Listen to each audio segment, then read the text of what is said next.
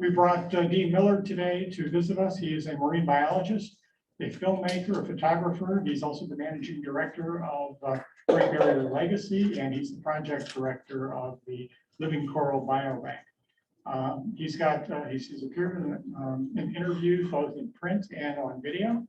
You can find him on YouTube and speaking most recently to Reef. Dean is one of the things I've learned about Dean is he's a great spokesman for the project. The project has gained a lot of national and international attention, I think primarily because of what he's been able to do and to keep that out in the forefront, give it an interesting spin. Today's meeting is unique for WAMAS in that we've invited a panel of experts. We've got Dr. Bruce Carlson, who is currently retired, as I did 15 months ago, or 13 months ago.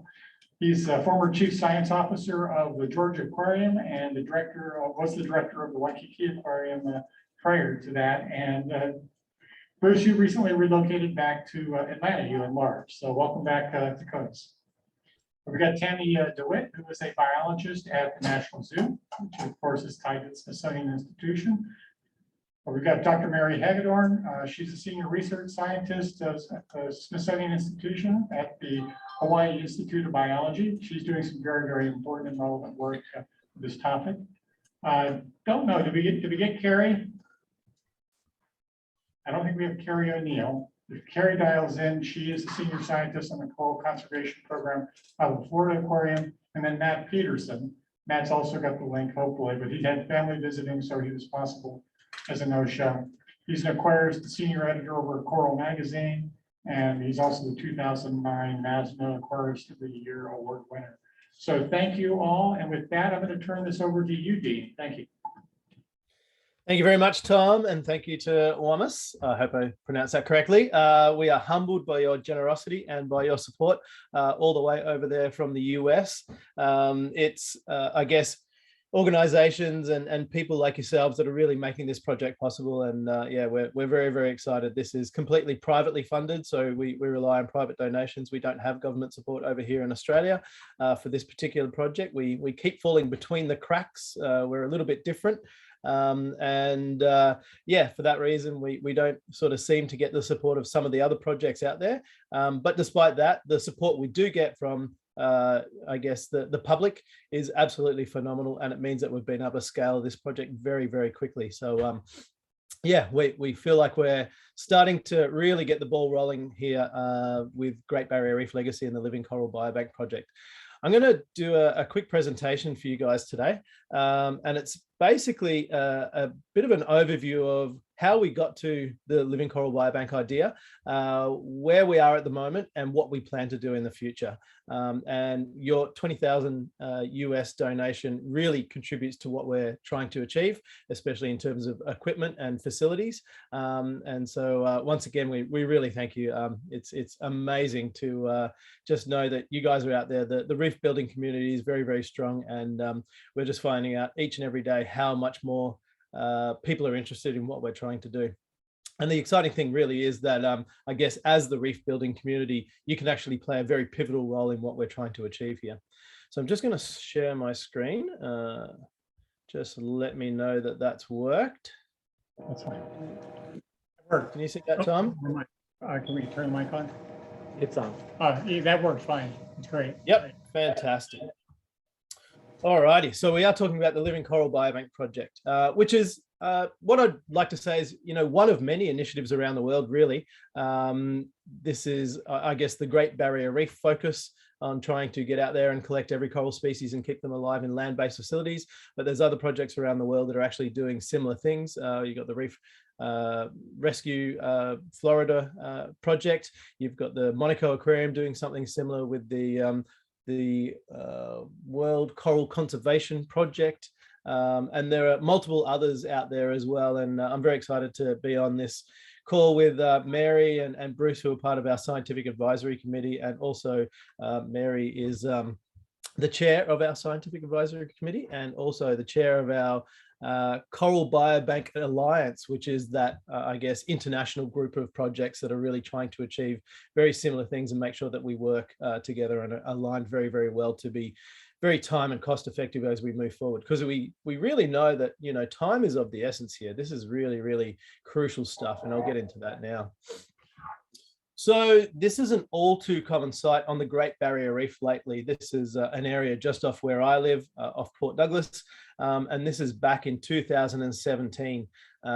This area survived the 2016 bleaching event, but 2017 was just too much. It was a back-to-back event, and this was, you know, as I said, all too common, just large expanses of bleached coral in every direction that you swim. Unfortunately, this particular area of reef actually died in that 2017 event. We went out to that site yesterday, and there is recovery, but the recovery is very different to what we're actually, you know, had experienced prior to the bleaching event. So the system is changing very, very quickly.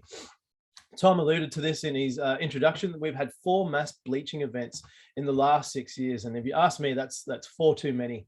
You know, once upon a time, mass coral bleaching on the Great Barrier Reef was a bit of a one-off. We had a 1998 event, you know, a little touch in the early 2000s, but it's really these last 4 that have opened our eyes to, I guess, a system that is under intense pressure now. We had 2016, which was an incredible I guess, heat stress, back to back 2017, then 2020. They were all El Nino seasons, which is, you know, expected to be much warmer, I guess, less windy, less monsoon style conditions. But then this summer just gone, 2022, showed us that you can have a bleaching event in La Nina, and it affected the entire length of the Great Barrier Reef.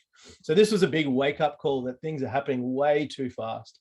And if we're going to think of interventions and ways that we can protect the Great Barrier Reef and you know, biodiversity, which is our job, then we have to move very, very fast if we're going to do this. Prior to that, we also had over 50% coral cover already lost on the Great Barrier Reef in the last, you know, 20 or 30 years. And that was through a combination of crown of thorns starfish, poor water quality, cyclone damage, a little bit of tourism impact. But yeah, to lose half of the coral prior to those 4 mass bleaching events just goes to show you that this is a system that was, you know, relatively under stress. Despite that, it is the biggest marine coral reef system on the planet, and that kind of lends itself to a level of resilience, which is good, because, you know, when we do see these bleaching events, it's not every single coral reef and not every coral species that's actually impacted. It's quite patchy, and it's you know, a little variable dependent on water currents, tides, you know, pretty much water movement. And so you can have one reef that is heavily impacted and another reef right next to it that is, you know, almost untouched. And it's those reefs that are untouched that allow us to, you know, I guess, have a bit of hope that there is the ability to reseed and rehabilitate other areas of the reef. We need to look at fundamentally why we're actually trying to protect coral biodiversity. And I think that, you know, these are very simple sort of ideas, but, you know, until you sort of realize how important coral is.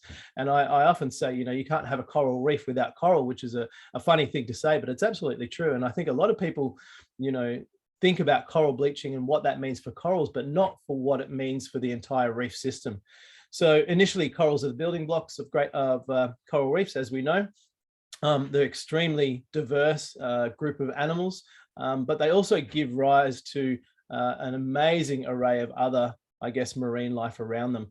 And I like to think of corals as the foundation blocks of the game of Jenga. And if you know the game of Jenga, it's a tower of blocks that it's you know, stacked very high. And if you think of all your coral species are at the bottom and all the other species that are associated with the reef, you know, invertebrates, fish, mollusks, whatever you want, you know, thousands of species, really. These are extremely biodiverse ecosystems. And if you start pulling out individual coral species from the bottom, that Jenga stack will get relatively wobbly. And if you continue to remove them through bleaching events, through storm events, through crown of thorns, what you eventually have is that tower tumbling over and an ecosystem collapse. And once you find ecosystem collapse in a coral reef system, it's very hard to go back. The algae moves in very, very fast. It's very quick to grow, it dominates the real estate. And unless you can get in there and have some large scale intervention, you've effectively kind of lost that reef. And so what we really are trying to do right now is maintain coral cover and biodiversity as best as possible. And that's, trying to allow the natural system to have its most amount of resilience and rehabilitation potential that we can, while trying to do other things at the same time. Healthy coral reefs are crucial for more than a quarter of the ocean's marine species or biodiversity. That's a lot, given that coral reefs are only responsible for 0.1% of the ocean area. So that just goes to show you just how important coral reefs really are. Over a quarter of marine life rely on coral reefs for their ultimate survival. And then if we look at humans' dependence on coral reefs, there's over 1 billion people every single day worldwide around the equatorial zone of the planet that actually rely on corals and coral reefs for their daily sustenance. So that's catching fish, that's feeding the family. There's no electricity, there's no refrigeration. That's reef to mouth every single day. And so if we lose coral reefs because of global warming and coral bleaching, which is what we're seeing, there's potentially 1 billion people that will be displaced by this process. So, when we look at what's going on around the world today with COVID, for instance, and the social upheaval that we're seeing, this to me is negligible when we think about losing the ability for 1 billion people to feed themselves and look after themselves on a daily basis. Where do all those people go? What do they do? We're also looking at sea level rise. There's a host of other issues surrounding that equatorial zone where those people live. So things are getting very interesting. So we've got to get this right, and we've got to get it right very, very quickly if we're going to have a significant impact and an ability to try to turn this around. As we're losing coral cover and biodiversity, we have, a couple of options available at the moment. And this is a very simplistic view. There are other projects out there, and I know Mary and her team are working on the coral cryopreservation project and doing a fantastic job of that. It's very similar to what we're doing at the Biobank, and we've actually supplied some of the corals for Mary's project, and we hope to do a lot more supply in the future. But this is looking on the ground efforts of what we can actually do on the Great Barrier Reef, for instance. So we have reef restoration, which is where we actually go back and we plant corals effectively. We have a nursery style system like this image here, and we actually put the corals back onto the reef. Now, this is good for tens of square meters to hundreds of square meters. And I'm sorry, I'm operating in the metric system. I hope you guys can convert that relatively well over there. So relatively small scale when we're thinking about the length and the size and the breadth of the Great Barrier Reef. The other thing that we're looking at is experimental options, or I guess the major one that's being pushed forward at the moment is assisted evolution. So we know that there's a handful of species at the moment that are doing really, really well in these heat stress events. So we had an expedition run up in the far northern section of the Great Barrier Reef back in 2017 called Search for the Supercorals. And that was basically looking for the corals that had survived this, intense heat stress period for a couple of months. We knew that, not every species had disappeared. So which were the ones that were there, and how did they survive, and why, and where? So we found one particular species called Acropora tenuis, which seemed to be alive no matter what. So very, very heat resistant. And what the scientists are actually looking to do is finding out how that coral does that, and then seeing if we can actually use any of that information or that, evolutionary adaptation and shift that into other coral species. Can we get other corals ready for what's coming in the future? And, we've had 4 mass bleaching events in the last 6 years. We know that there are more coming. And with every coral bleaching event, we are losing the most vulnerable species and the most vulnerable reefs. So all those species at the bottom of the list that are the most heat sensitive are starting to drop off. And that's what we're seeing here on the Great Barrier Reef. So restoration, tens to hundreds of square meters. Fantastic, absolutely needed, especially in the tourism sense of trying to maintain tourism important sites, and also looking at the experimental option, getting all the coral species ready for a continued, warming of the oceans, absolutely needed as well. But these, measures are some years from becoming I guess, applicable on a Great Barrier Reef wide scale. And the Great Barrier Reef is very, very big. And I'm sure, sorry, I'm working in the metric system again, 344,000 square kilometers. This is, about the size of Italy. So about the size of a country. And there are 3,000 individual reefs out there. So this is an extremely big system. So how do we start to think about, making an impact on this scale? And what we also know is that we are running out of time. So we know that with current projections, we are going to see more bleaching events. With global warming, we're going to see increased activity in severe storm events, and that's cyclones or hurricanes for you.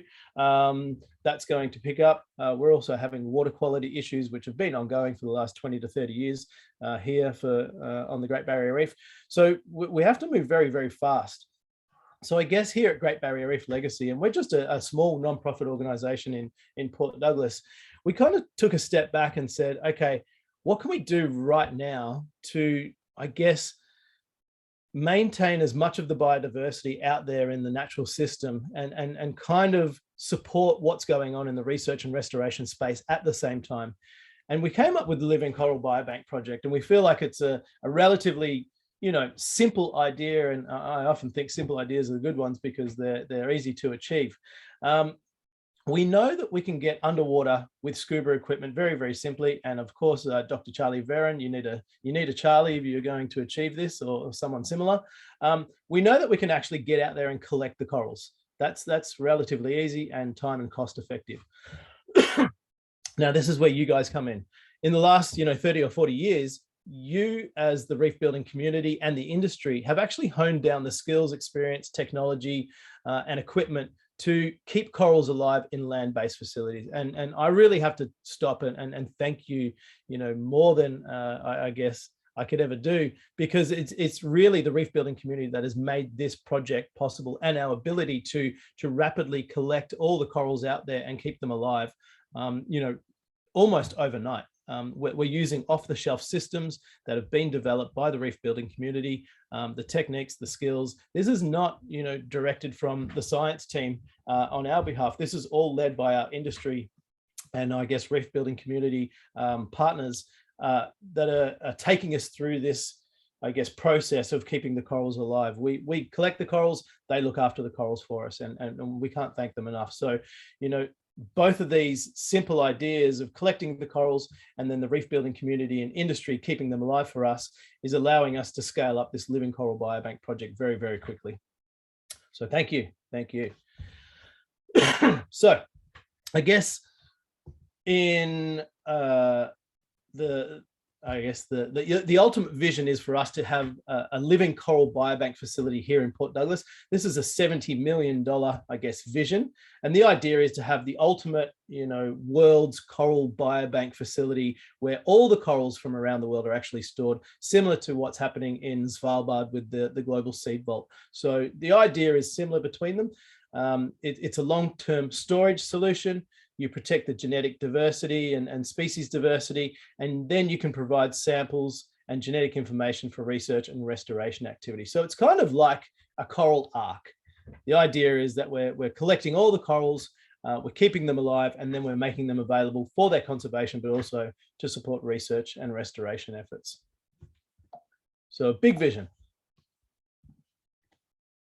This is an artist's impression of what might look like inside that facility. And the facility would be fully, I guess, publicly accessible. It would be a research facility, an education facility, a community space. People from all around the world could come and research on these particular coral species. Our idea is to have the 400 or so Great Barrier Reef species on one side, and the world's remaining 400 or so on the other side of the facility. But yeah, never before has all the corals been, I guess, housed in the one space. So yeah, it's a nice big dream. This is how we do the collecting process. So the idea is we get out to the Great Barrier Reef, and there's about 400 species, as I said, and we know that there'll be more species that come out of this process. When Charlie identifies a coral on the reef, we actually don't take out the entire colony. We want to leave the genetic material there. So we take a sample, So we relatively only take about half of the coral colony, depending on its size, of course. And the idea is to get, at minimum, one of every species of coral on the Great Barrier Reef, and then the world.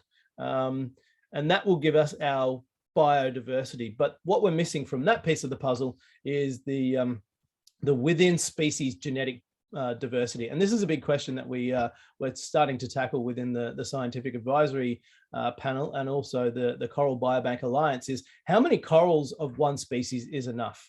And we're starting to talk about 30 representatives of every species might give us enough genetic diversity within species to then repopulate reefs in the future. We need to have enough, I guess, variation within the corals that we're actually holding in the biobank that we can go to a farming style process and say, yes, we can confidently, have enough genetic mix out there that we can put these back into the system, and we're not creating a monoculture.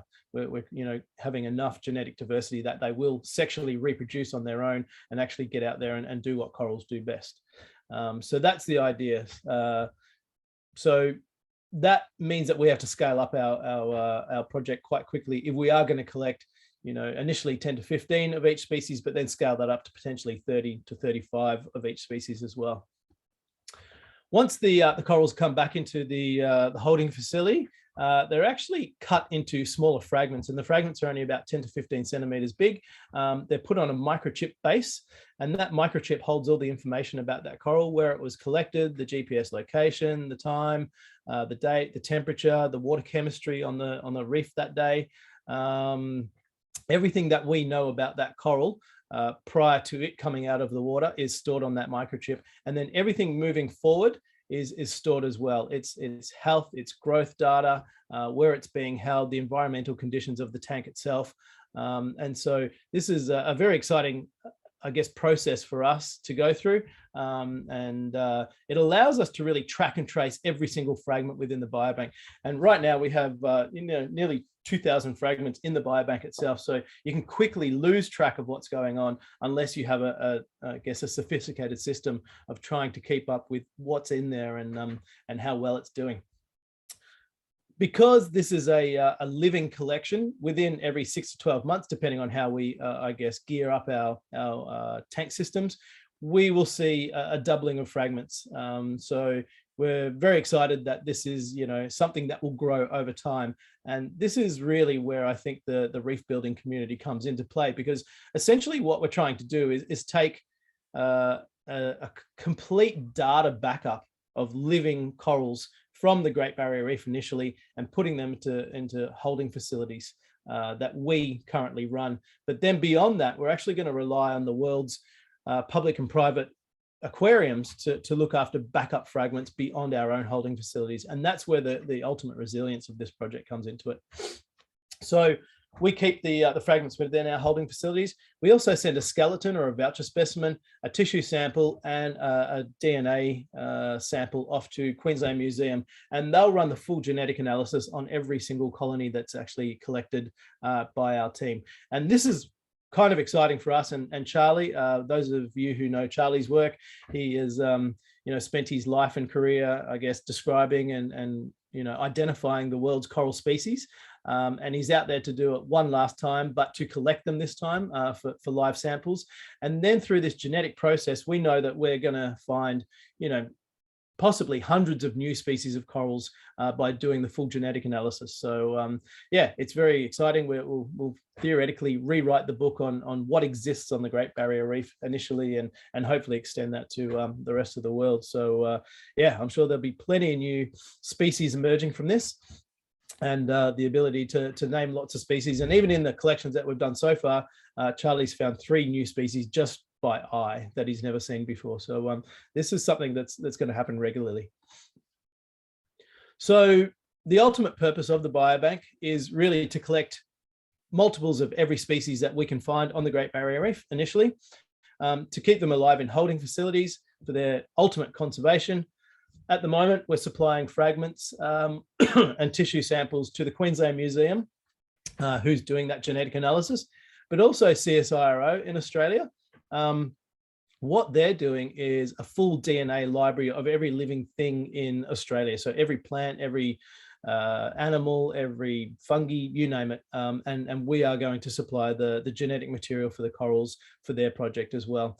We're also hoping in the future to supply other projects with tissue samples and live fragments. As you can imagine, as those assisted evolution projects start to ramp up, they'll want to start experimenting on different species of corals. And we hope that through our catalogue of living corals, they can actually call on the fragments and we can actually send them out alive, just as you get your coral fragments through the reef building community and industry in the post, essentially. We can send out live fragments to researchers, and we certainly hope to supply Mary and her team with genetic material and also egg and sperm as our collection builds as well. And the idea is really to have that living stock for reef farming and reef restoration. So we know that, you know, coral reefs are going to continue to suffer as time goes on, and the ability to hold living stock, or at least the a representation of multiple species or multiple representatives of every species is going to be important for reef rebuilding. But unless you've got that living stock, you won't have it in the future. And this is kind of what this is all about, a real insurance policy.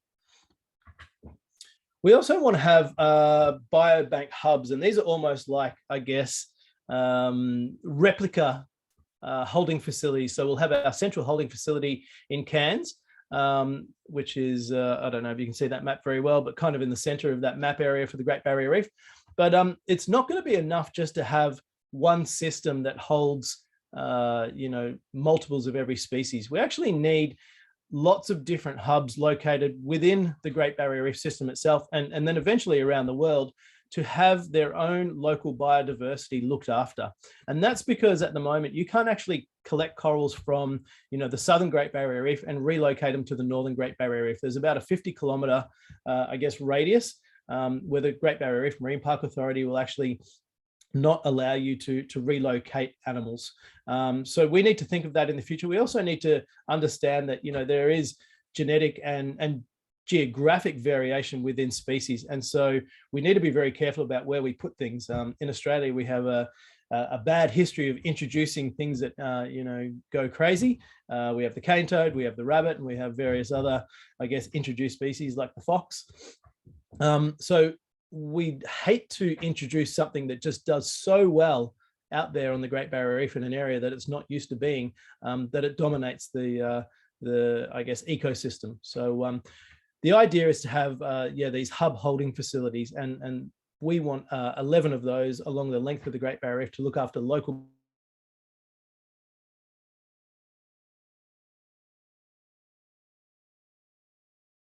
biodiversity, and whether we get the funding for our first one. And we have a First Nations group who's ready and raring to have that facility built and be trained up and be ready to hold corals. And there's absolutely no reason that once we get this going on the Great Barrier Reef that, places like Fiji, Tonga, PNG, everywhere that has a coral reef associated with it should have its own, living coral biobank hub to allow for the reef building in that area.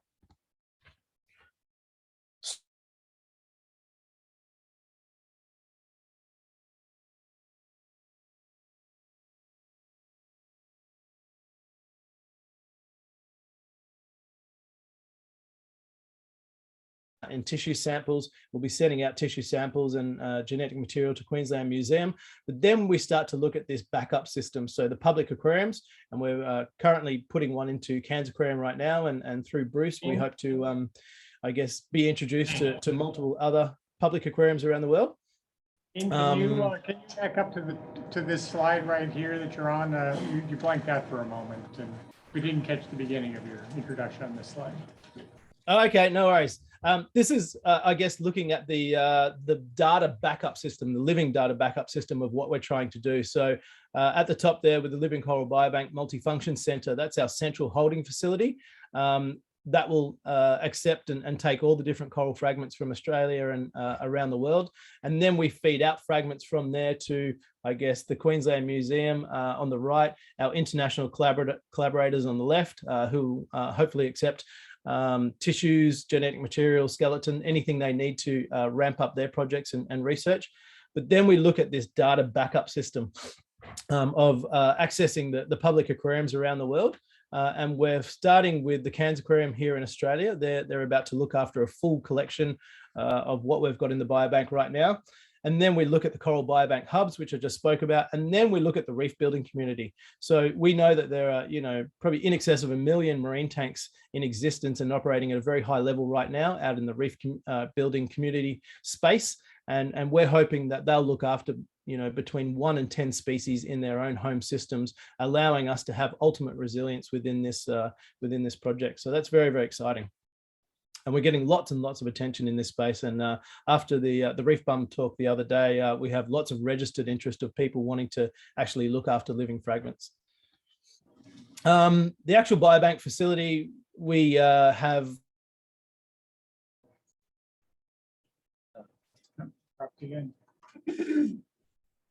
completely architected system, or a facility that actually is very carbon heavy. We didn't want to, be producing lots of carbon by looking after corals, because that's theoretically why they're in trouble in the first place. So this is a world-class design, and it's, be the most, I guess, energy efficient and advanced building of its kind anywhere on the planet if it goes to fruition. As I said, it's a 70 million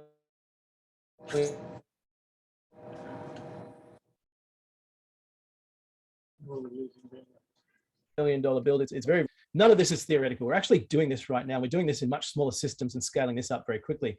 On the left, you may recognize Lyle Squire. He runs Cairns Marine over here in Australia. He may supply some of your corals in your tanks right now. In the middle there is Dr. Charlie Veron, and off to the right, that guy, that's me. And this is standing in the Cairns Marine system, looking after our coral fragments. So we are moving very quickly in getting this project going. And even if we never realized that big $70 million dream facility, we know that we can actually collect and hold the corals right now in much smaller facilities, which is also where WAMAS has come into play. These are some of the fragments that we've actually collected. These are the micro.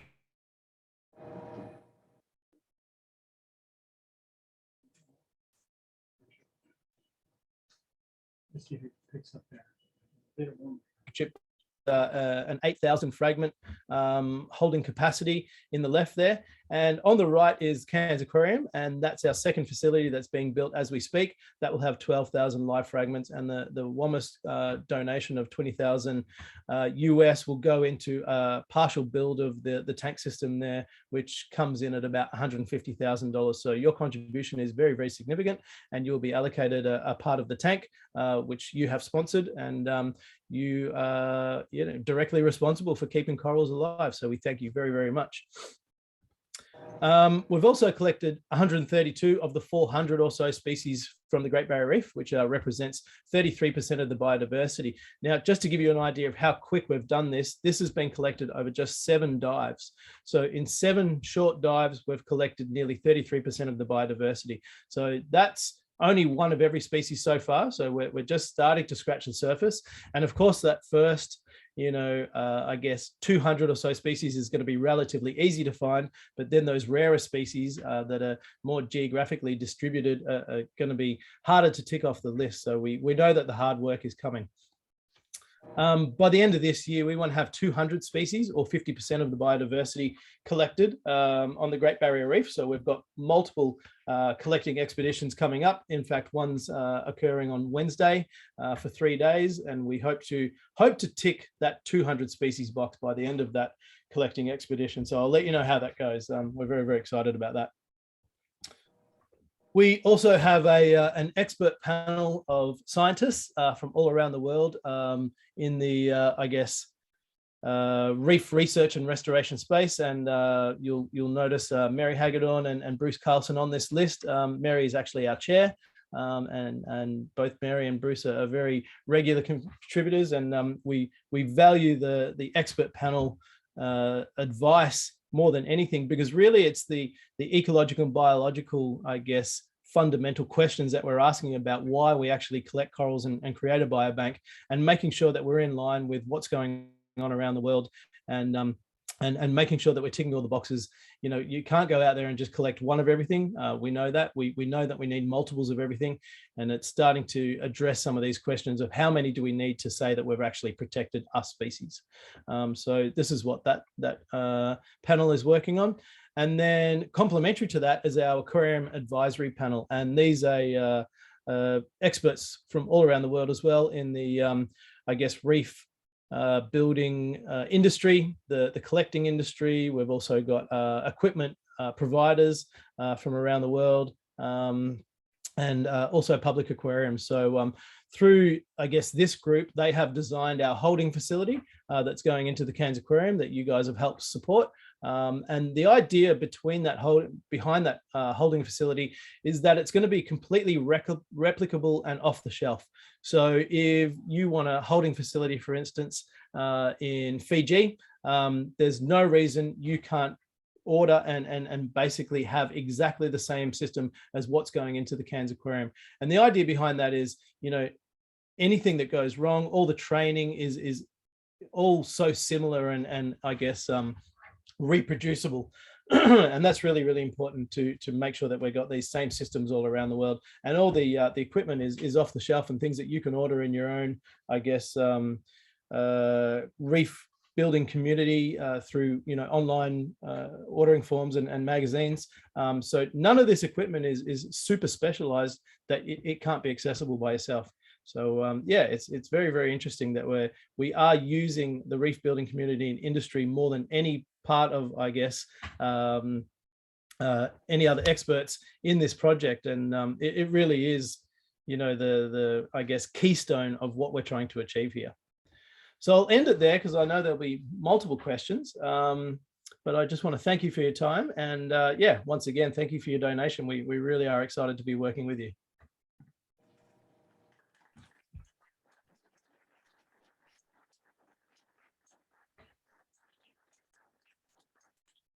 Very good. Thank you, Dean. I'd like to open up to our panelists first for questions before we open up the floor here in Maryland. So jump in. Hey, Keri. So, Dean, thank you. That was a very lovely talk. Really, I learned so much from listening to it. But I wanted to touch back on this issue of genetic diversity, and how, we can try and help solve that issue, because obviously, for the various species that we do collect, it is key, and when you think, and I'm really just asking you how you're thinking about it right now, when you think about the expanse of the Great Barrier Reef and all the different, the different reefs that are out there, if you had an ideal scenario and able to go out at any time in any place on the Great Barrier Reef, how would you think about, the various species and where you would try and pull individuals from a species, like say tenuis or millipora or something that's really, panmictic across the Great Barrier Reef? Yeah, really good question. And I think, the Great Barrier Reef is sectioned up at the moment in a management sense by northern, central, and southern. And I guess, if we think geographically as well, that's probably the most basic sort of way that I think of how we carry out these collections, with a particular focus on the northern section. That was the one hardest hit in the 2016 and 2017 events, also 2020. It's funny, if you look at the maps of the bleaching impact of 2022, you'll see that there's very little bleaching impact in the far north. And that's because a lot of the corals there actually died through those previous bleaching events. So you really have to understand what has happened beforehand. So we know that that's an area of very high concern, and what's up there at the moment is, either doing quite well or just hanging in there. So going up and collecting the biodiversity from that area is key for me. It's also the most expensive and hard to get to place. It's very, very remote. There's no real population centers. There's no ports up there. So when you go on a trip, it's 3 to 4 weeks minimum. And so I guess, yeah, it's that northern, central, southern. But then going back to that idea of the biobank hubs along the coast, if we can get each traditional owner or First Nations led group that looks after their particular sea country to actually create and run one of these biobank hub facilities that is the replica of what we're putting in at Cairns Aquarium, then we will actually go out and collect the corals from that local area, and they'll keep that biodiversity alive.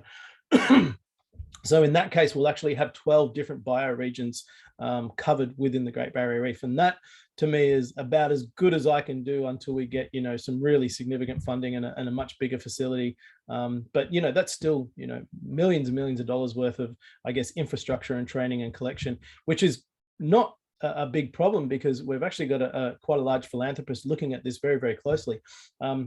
They're very interested in First Nations people-led projects where we can train and give them the capacity and the infrastructure to actually do what they need to do. And we're seeing a lot of, I guess, First Nations partnerships and collaborations in the reef restoration space. So this gives them the entire package of collecting, holding, farming, and then reef restoration capacity. So yeah, my idea is to have those biobanks all the way along the coast and hopefully secure the biodiversity of each of those regions.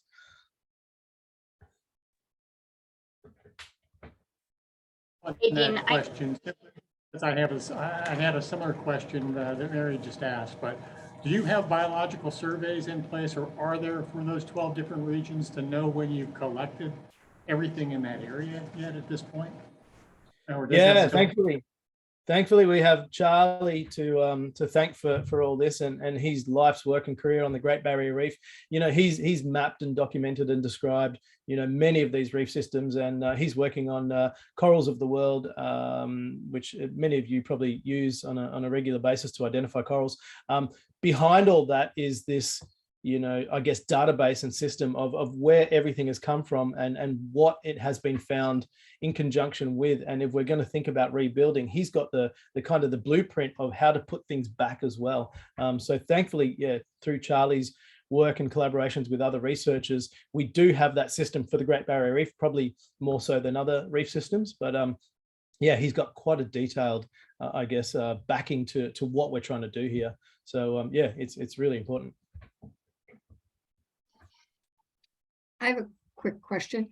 So you said 7 dives, you've gotten a certain amount of corals, which is incredible.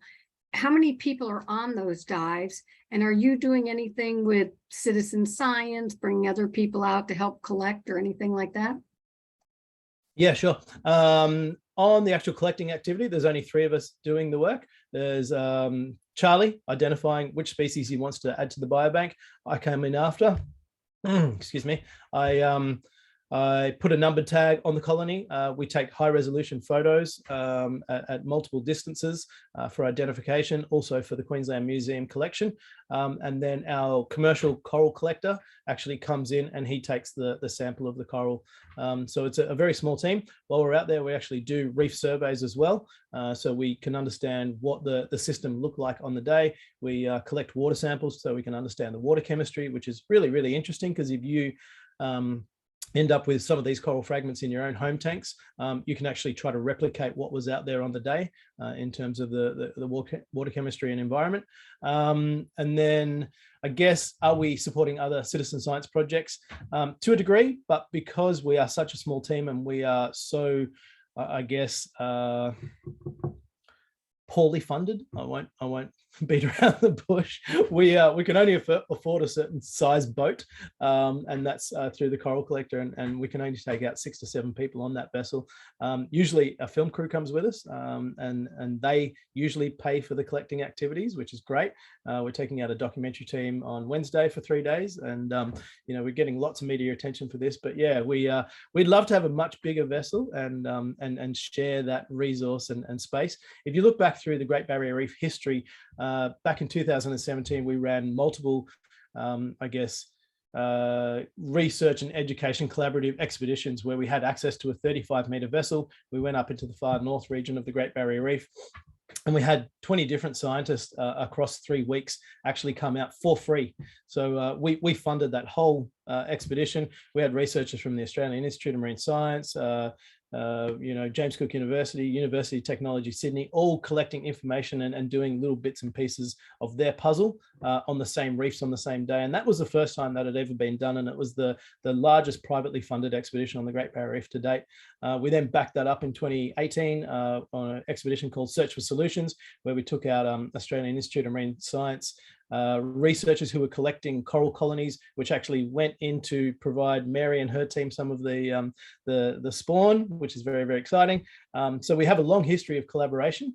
And as we scale up and hopefully find bigger sources of funding, we hope to make our resources available once again. But right now, we're just purely focused on getting those corals out of the water and into the holding facilities.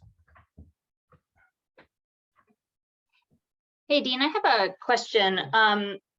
I've been working heavily on the Florida Coral Rescue Project, which has taken about 3,000 corals now and put them in 22 different land-based facilities across the United States. And so I understand your efforts, and ours is much smaller because we only have 45 species in the Caribbean. So, but we are aiming at 200 individuals of each species. But we also have to think about things like, where does the live rock come from? Where do the snails come from, right? Reef aquariums are a much more holistic thing that has a lot more in it than just a coral. What are kind of your plans for biosecurity in that way of all the other organisms that go into this? Yeah, absolutely. And look, I often refer to your project as kind of, having to create biobanks, whereas we've got the opportunity of time right now to try to do it, not in our own time and leisure, but certainly, we're not behind the 8 ball like you guys are. And so we wish you all the best of luck. And we know that you are, I guess, leading this space because you have to, not because you want to. So well done. Absolutely. Congratulations. Yeah, really good questions. And biosecurity is a massive, massive issue. And I think that's where the biobank hubs come into play, is really collecting only from that local area and holding in that local area, knowing that if you're going to rebuild into that area, it's got to come from there as well. So that's probably our most basic thought about biosecurity at the moment. At the moment, we're just collecting from our local region, and all the biorock has come from that local region for our central holding facility. But as we start to get further afield, you're right, things are going to come in. And I guess we can only do the best that we can do at the moment. And then as things improve, we can improve our systems as well.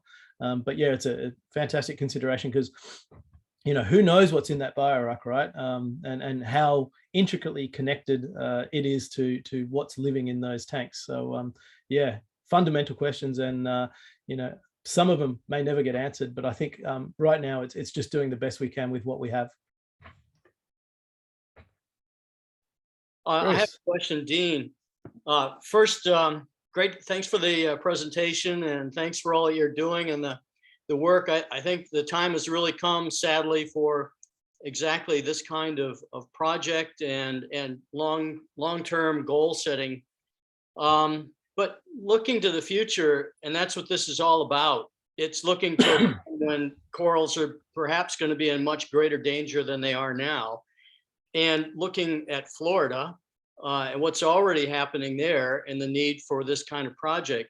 So as you ramp up and you get the participation of public aquariums and the people in this room, perhaps that room over there anyway, having these corals in home aquariums, and then the day comes when you actually need some of that material. What's your vision of that time in the future when a recall is needed? We need to get the corals back and so forth. How do you think that's going to work? And let me just relate a little story too from 1998 when the Great Bleaching Event, the first big one, worldwide one, took place. And I had been in Palau 97, 98, and 99. So I was there before and during and after the big event. And afterwards, I got a call from Jerry Heslinger in Palau. And he said, all of the green Nephthya in Palau has disappeared. It's gone. Well, actually, it wasn't. But the time they thought it was, because nobody could find it after the big bleaching event. But they knew it was a very popular export for the aquarium trade. And he knew that it was probably in thousands of tanks around the world. and that they might need that. So it sort of set up the scenario, but you have, how do we know that that was actually from Palau? And then if you do bring it back, how do you know it doesn't have, if it had zooxanthellae, it's the right zooxanthellae, it hasn't picked up other diseases, or hasn't been with Caribbean corals or something like that. So my point is that your project, this project, is really aimed for a scenario like that in the future. How do you see it actually working in effect when that time comes? Yeah, absolutely. And look, fingers crossed it doesn't come, right? This is an insurance policy we hope we'll never have to use.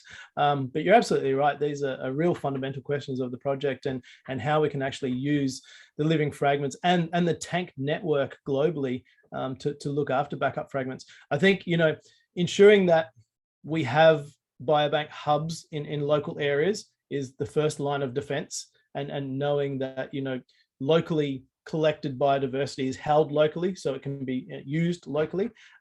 Failing that, I think we'll get to a point where we may just need to use whatever we can if we are going to go down that road of rebuilding what we thought was there, or doing the best job that we can.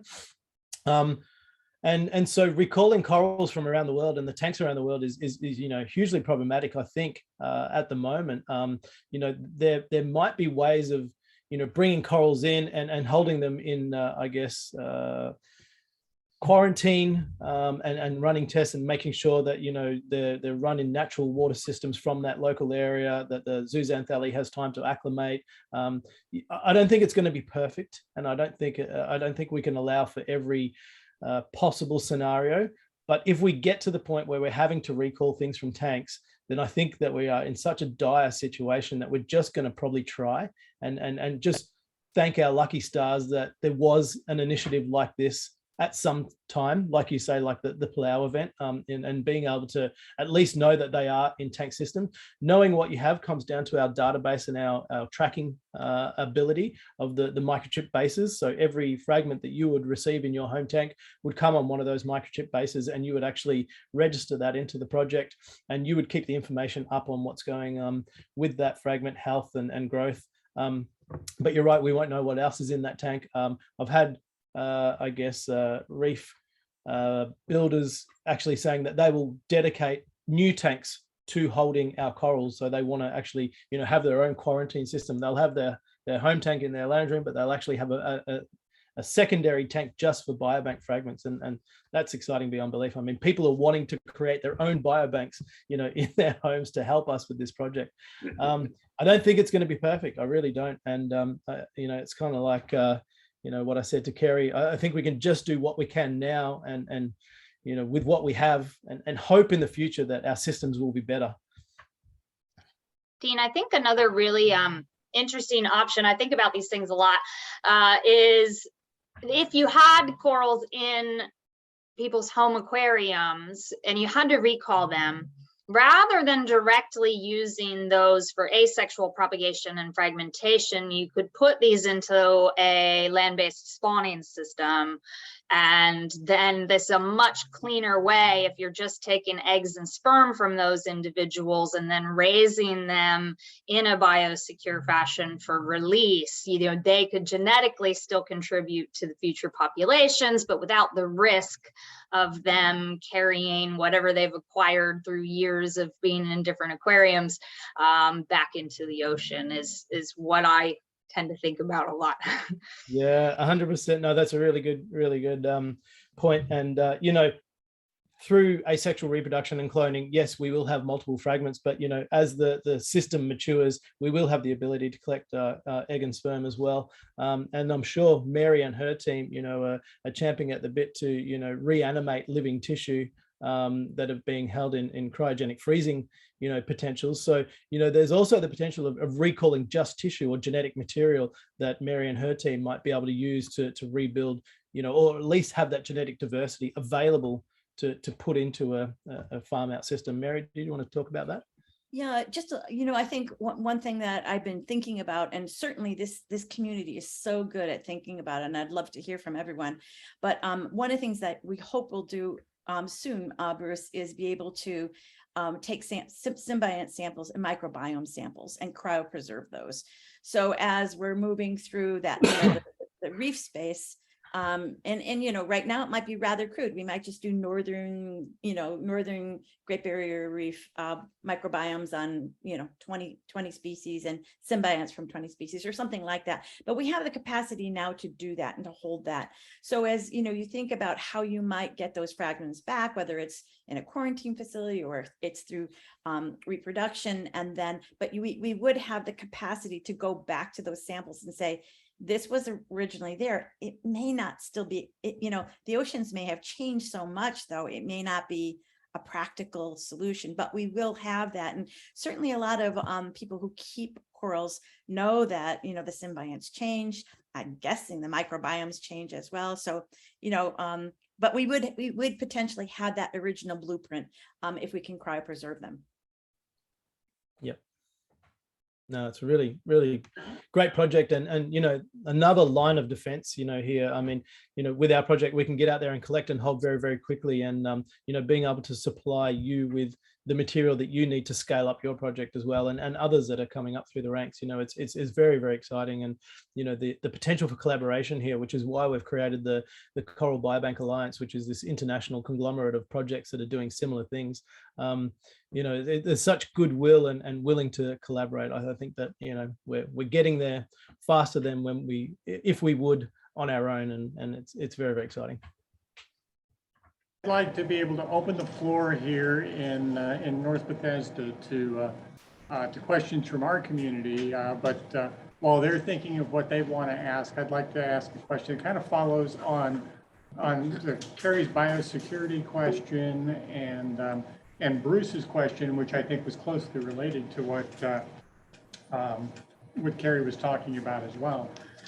You've got areas to think about. It still seems like they need to be documented and a plan needs to be put together. One of those has to do with priorities in terms of what you're going to do with the frags, in terms of genetically sequencing them, identifying what level of biodiversity you've captured, how you're going to clone those and let those grow out. Maybe then you're going to start feeding things out to other parts of the world so that they can be cryopreserved.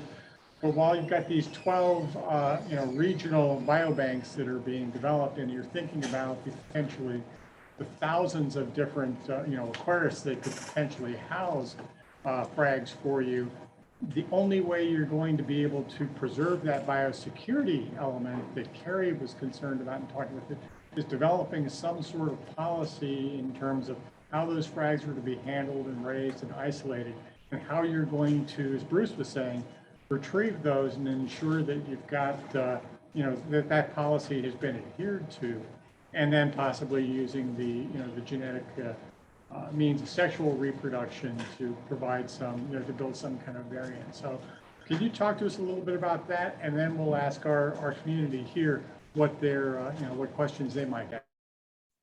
Yeah, absolutely. No, they're really, really good points, Tom. And I guess before we send any fragments out to anyone within the community, they'll have to reach a prerequisite level of, I guess, tank maintenance and health. And that will be independently assessed. And then once you've reached that, and look, it's going to be an honesty system. Let's not beat around the bush. We can only do as good as we can and rely on the information that you provide. Once you've reached that prerequisite level, then you'll be able to accept fragments from a biobank facility and become a member tank. And then once the fragments are within your system, then you'll be responsible for updating on the health and conditions of that tank system. So that's kind of where we're heading with that at the moment. As our central biobank facility scales up and is built, we'll have a 20,000 live fragment holding capacity. But as we know, that system will actually grow. So once we get to a capacity scenario, that's when we'll start sending fragments out around the world. Absolutely, all needs to be documented, all needs a very strict policy. But yeah, at the moment, what we're looking at is a prerequisite tank, I guess, health and function for anyone that's thinking of being able to look after the fragments initially. Does our audience have a question? We've got one right here. Go ahead. Hi, my name's Megan. I am kind of blown away by the fact that you are saying you are so underfunded. when you have Charlie on your side. I mean, the man has a reputation. Call Disney, have them make another movie or something. Like, is there anything you guys have done as far as approaching the local government, or who have you contacted, and who has said no, and who do we need to call or meet up? Sounds great to me. Look, we have approached every level of government here. Local government is very, very supportive. They've actually donated $2.4 million parcel of land if we get that biobank facility up and running in Port Douglas. They're very, very keen on having that here. They're calling it, Australia's second Sydney Opera House. It's very, I guess, architecturally unique.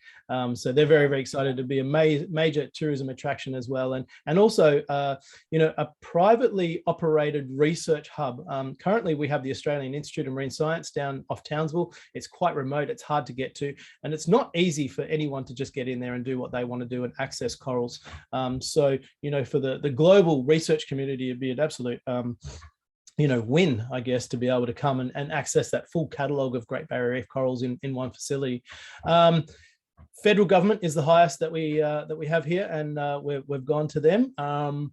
We have a funding system through an organisation called the Great Barrier Reef Foundation. They were given $444 million to then allocate to various style of projects, all of which we fell through the cracks on. So because we are pure conservation, because we collect the corals and we bring them back to land-based facilities, we're not considered restoration because that's all in water. We're not considered research because we're not actually conducting the research ourselves. We just continue to fall between the cracks.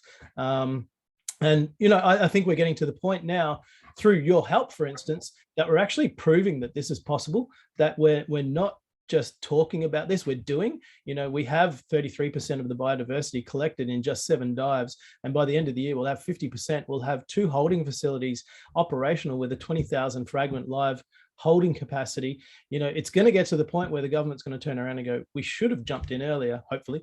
And, here we are now. We don't want to look too silly. But yeah, we're doing really well on our own. And through an Adopt a Coral program, where you can actually adopt a coral fragment within our holding system. If we have every single fragment adopted within our holding system, we will have pure, project financial sustainability, which is absolutely amazing. To think that we can, work out a way to fund ourselves without ever requiring any external assistance is just, to me, phenomenal. And then on top of that, people like yourselves hosting coral fragments within your system, you'll actually pay an annual membership fee, which will go to the project financial sustainability as well. So we're at the point where if we can get our Adopt a Program system running effectively, we won't have to ask for any external help. So I'm hoping that that's going to become the future for us. And remaining independent and being time and cost effective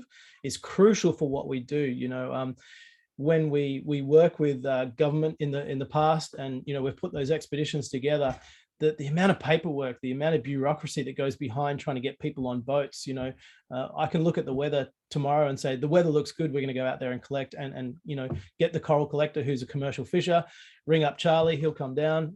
We can be on that boat tomorrow. That just can't happen in any other government style system. So if I can stay independent and nimble, I will. Just to follow up on that question then, staying independent and nimble, I totally appreciate that. I used to work at the Smithsonian, and just talking to all the old timers about all the things they've tried and were not able to do because of various red tape. I totally get that. But I was also kind of like hearing your 3 things with one guy that's very close to retirement. Of course, he's a genius, but where are the postdocs? Where are the other people, making sure that this is not just in 3 people's minds, but in, more people?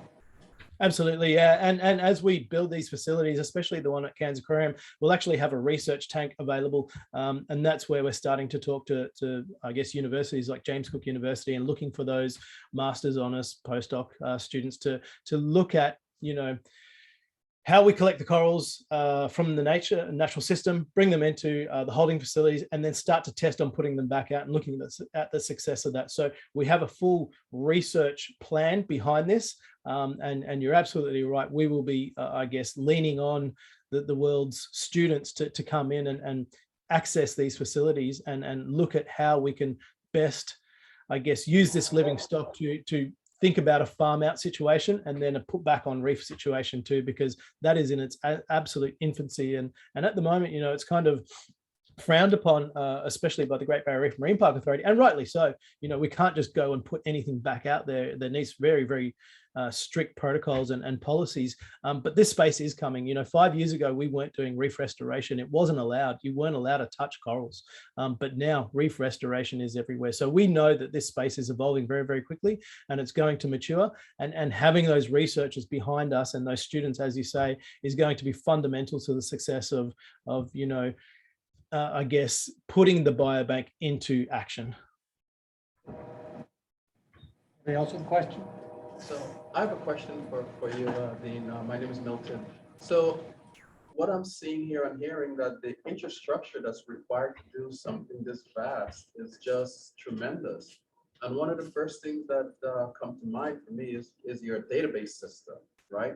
Because I'm thinking that I'm also a scientist, so I'm appreciative of being able to keep good records.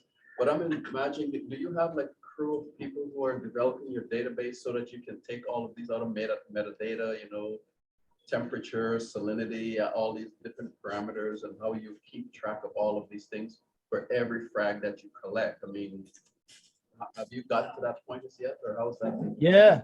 Absolutely. No, it's a really, really good point. We're actually building our own database. Unfortunately, you know, we went shopping as, I guess, the Coral Biobank Alliance, the international consortium. There was no sort of perfect fit for our project. For others, thankfully, there was.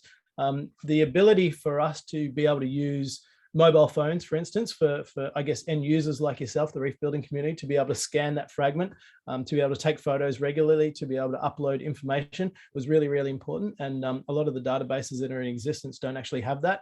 So yeah, we're building a database from scratch. We're about, I guess, 80% there at the moment. That's about to come online. That will also go into the Adopt a Coral program. So when you actually adopt a coral fragment within our system, you'll be regularly updated. Every time we do a health check, you'll be able to see growth curves. You'll be able to see environmental conditions in the tank. It'll also double back. If you're the coral host and have a tank in your a fragment in your own tank, you'll be able to track your own environmental conditions. I'm sure you do anyway, but it'll just be another network and another community system. And you know, given the success of, I guess, the community and the industry over the last 30 or 40 years in cracking the code on how to keep corals alive, you know, to me, you guys have created life support systems for corals. There's no doubt in my mind there are tanks out there that are operating at such a high level that we're not quite aware of yet. You know, I think there's tanks out there that will actually continue to crack the code on how to keep, you know, hard and rare species alive. It's very, very exciting to think that, you know, we're going to create a network of I guess, home scientists. And I, you know, am bewildered, I guess, on a daily basis on how much knowledge and experience the reef building community has in coming into this as a, you know, theoretically a hobby. It's you know, I've studied scuba divers and their, I guess, level of information and understanding on what they see underwater. I've looked at, you know, birders or twitchers on how much they know. Yes, they can go out there and find a bird. They know the behavior. They know the nesting patterns. You guys know your species. You know where they come from, but then you know how to keep them alive. And that's a next level, I think, of specialization within a hobby or a community. And I don't think there's one more specialized than the reef building community on planet Earth. You guys really are, you know, making huge waves in this space. And it's only through that, you know, blood, sweat and tears and perseverance of getting these tanks tinkered and tweaked in the right direction that is allowing this to happen. So yeah, it's very, very exciting. One other question for you. I'm sure there are many people in this room who would also be interested in adopting a coral or hosting one in their tank. What's the procedure for that? How do we physically, you know, what do we need to do to actually get that? How does that work? Very good question. So you can jump onto greatbarrierreeflegacy.org and then follow the links to the donate page or the support the project through the Living Coral Biobank project page. And that'll take you to Adopt a Coral. So that's one thing. And we really encourage people to do that. That is allowing this project to scale up very, very quickly. And what that does is basically allow us to keep the corals alive, but get out there and collect more often. And, you know, you sort of said earlier, the infrastructure for this project is huge. And it kind of is and it isn't. You know, we're talking about a 12,000 live fragment holding facility that we're building for about $150,000. To me, that's quite cheap. And then Cairns Aquarium's actually coming in and providing the space, the electricity, the maintenance, the staff to keep that system going. So we know that public aquariums are really, really interested in this because, you know, it gives them purpose as well. And they have these systems and infrastructure in place to do this. So yeah, I kind of feel like that because of the reef building community and industry has been working at this for so long. Like Red Sea, for instance, is one of our big supporters. You know, we're using a lot of their off-the-shelf products. To think that you can just buy stuff online and plug and play in a system that is proven, you know, over many decades is very, very exciting, and it makes this very, very achievable on a very fast timescale. So I am excited about that, yeah. And the other thing, if you want to register to look after a fragment within your tank, you can actually fill in the expression of interest form. It's on the same page as that Adopt a Coral. So I can put a link in there if you like, if that helps. I'll send it to Tom. Great, thank you. No worries. Other questions on our floor? I don't see anything more from the panelists. We're getting close to where I was going to pull a plug. Yeah, my question was about which salt you use because other people would have to use the same. So you're saying that it's Red Sea? At the moment, yeah, we're using Red Sea salts. Yep. Yeah.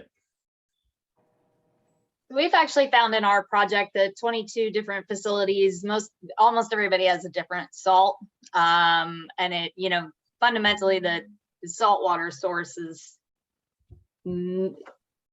pretty not the most important thing to worry about between facilities, but we have, you know, put forth a pretty rigorous set of, you know, your par level should be between this and this, like target water chemistry parameters between this and this, you know, not even feeding live foods because that can have contamination. I mean, we have a like 8-page document just of like the basic requirements, and then there's like 4 appendices with all the details of those requirements. So it is pretty intense to try to get like a standardized set of procedures between just our 22 facilities. I can't even imagine between, you know, thousands of hobbyists. So I think the effort is amazing, and I couldn't agree with you more that, you know, it's the aquarium industry that drives this. You know, I wouldn't have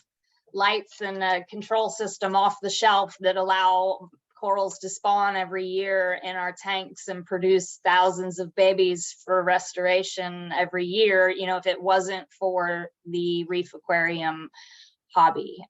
So I couldn't agree more that this is, you know, the people in that room that I'm looking at that are this big on my screen, you know, you guys are the ones that allow us to do what we do in conservation. Absolutely. Yeah, no, it's so true. And Tom, I wonder if, you know, through the reef builder community, you know, whether there are, you know, particular people who made, you know, leap year kind of steps, you know, within the hobby itself that, you know, I'd love to hear their stories of, you know, people who cracked the code on the type of light or the, you know, the filtration system, or, you know, there must have been some really interesting moments in time in you know, sheds and garages and lounge rooms that has led to this, you know, life support system process now for keeping corals alive worldwide. And, you know, let's face it, you can keep a coral alive in the Antarctic or you know, in the desert. You guys have done an amazing job. Absolutely. There are a lot of folks in the community at large, but also even within WAMAS that have come along from hobbyists to company owners that have supplied, for example, just equipment even worldwide. We've got one group, Vast Marine, which started out as Gracie's Aquatics, which was run by a guy who started in the hobby here at WAMAS some years ago. And the last I heard, they were shipping equipment even out to Australia. So, you know, you're helping to keep food on the table and keep their kids in college. So we appreciate that. We had one other question here, possibly one back here in the room. I'll let you go first. Question, as a hobbyist, do we have access to those requirements that you were mentioning, that you're putting out to the zoos and stuff? Yeah, not at the moment, but they're being produced in conjunction with our aquarium advisory panel and Red Sea, who's providing expert advice pro bono. So yeah, that will be coming very, very soon. And Craig, you had a question. Yeah, I had a question about whether there's any plans, or if you're currently doing it, like keeping the corals at a slightly lower or higher temperature than what you're trying to mimic on the ocean, that's already being done or planning to be done? Yep. Our optimum temperature is 22 to 23 degrees in our systems. And that's trying to get a very, I guess, broad scale happiness for multiple different species. We've got 130 species at the moment in the same tank. And they're all doing very, very well. So yeah, that seems to be the sweet spot according to our coral husbandry expert. And I said to Tom, what we might do in the future is actually bring that expert online for you guys, and you guys can chat very techie talk, because I'm certainly not that person, but I'm sure there's a million questions about how we actually set these systems up. They're relatively simple, and as I said, off the shelf, but there will be nuances that I have no idea about, and I'm very happy that we do have someone that does know a lot about that on our team. Just quickly, you said 22 Celsius. That's way lower than most of us keep our tank. That's like 71 degrees Fahrenheit. We keep our tanks at like 78 to 80. At least that's what I do. 26C to 27C. Yeah, we're at like 26 or 27C Wow. typically. So that's interesting. That's much lower. He's also in Australia. Now we're all speculating about your coral that thrives at 71 Fahrenheit. Maybe at I'll dial 22C. things back, save some money, and we'll grow corals like mad. We're spending too much money heating our tanks, clearly. Yeah, for our corals, we go from a low of 72 to a high of 82 for our seasonal cycling for spawning. Now the reefs in Florida will be 88 or 89, which is what, 30, 31, something like that. In the summer, it gets very hot near shore Florida, but we purposely don't let them get that hot, because then they just tend to get sick. But you can keep your reef tank at 72 and it does fine. You don't want to. They just grow slower. Yeah, you don't want to mimic the conditions too much, because that's what we're trying to protect from, right? Right. The current conditions. All right. I just have one more question, just to be clear. So for all of the hobbyists, the home hobbyists here, if there's one or two things that they can do that will help you, what will that be? So that, because each of us individually may want to, to take some initiative and incentive to do something. So from your perspective, what would that one or two things be that will be most beneficial to you? Really good question. I think the first thing is to adopt a coral within our system. That would be my absolute dream, is for everyone into that room to adopt a fragment, and then going on from that to register to host a fragment within your own system. I think those two things are probably the greatest things you can do for the project right now. Thank you. Thank you. With that, Dean, we really appreciate the time you've taken, and for each of our panelists, the same.